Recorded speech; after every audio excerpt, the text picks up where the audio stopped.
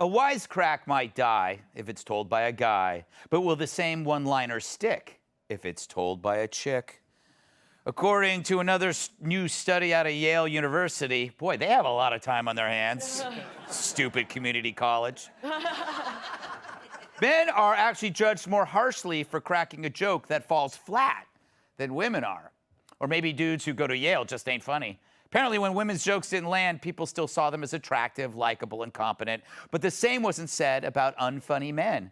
Researchers concluded that this was because men are perceived as trying to get something out of making jokes, while women told jokes to connect with others.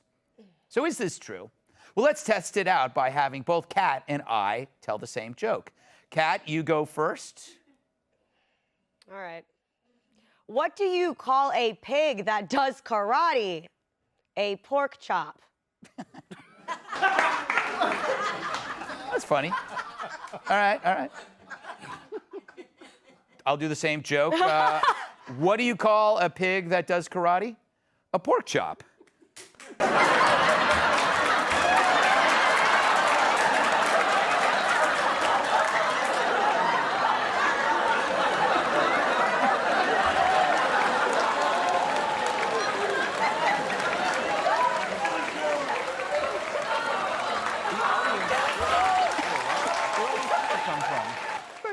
Wow. So that totally shot the theory to hell, Kat. Yeah. Well, it's a false theory. It's a false theory, and I'll tell you why. Because women, and you have to stop doing this, women do this thing where they laugh at men's jokes as a form of flirting, okay? Yeah. If they, so like my husband, when I met him, he thought that he was funny, and he is not funny. I was like, I regret to inform you, you're not funny, you're just hot. So therefore, all these girls trying to sleep with you were laughing at your jokes. You met him, not funny. Not a funny guy. Yeah, he's not funny. So now, no, he's not, and I love you, and there's so many wonderful things about you, but you're not funny. He's watching right now, and yeah, he's watching. He knows, I told him this to his face, which was a public service on my part. Thank you for your service. Exactly, freedom's not free. So it's all these guys are running around thinking, oh, I'm the funny guy, I'm the funny guy. It's like, no, a lot of women just want to bang you, and that's great, but you're not funny. Women, you gotta stop laughing when it's not funny. It's not flirting, it's ruining all of our lives. There you go. I would say you go, girl, but that's really condescending and patronizing. I'm a woman. Yeah. Guy, I think this reflects an internal conflict that undermines feminism. If you were to actually treat women exactly like men, they would hate it. So we actually are very paternalistic when women tell jokes because we don't want to make them feel bad.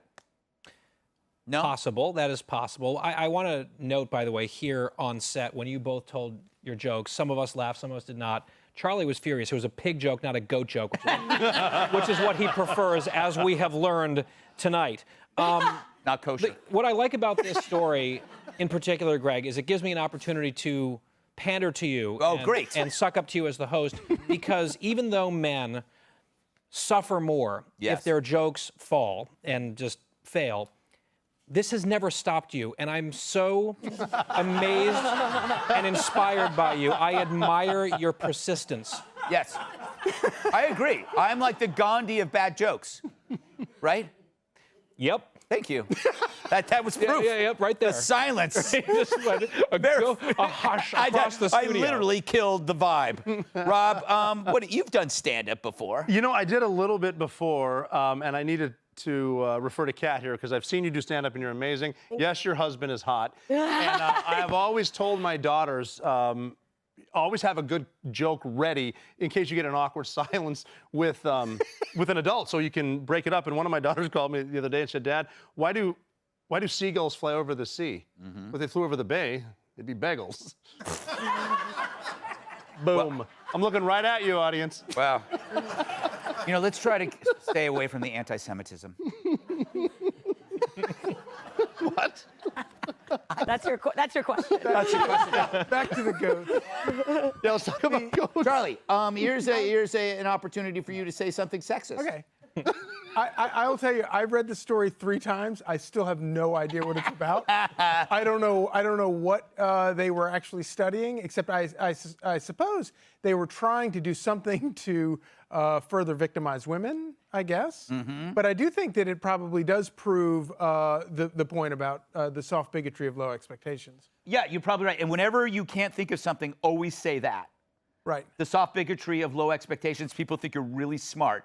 And you don't even have to, you know what? It's the soft bigotry of low expectations. And people go, oh, yeah, yeah. You know, Kat, you and I talked about this once. It has more to do with topics. It does. It really does. It's like women and men suck at comedy if they choose the wrong topics, right? I don't need to hear about your body fluids.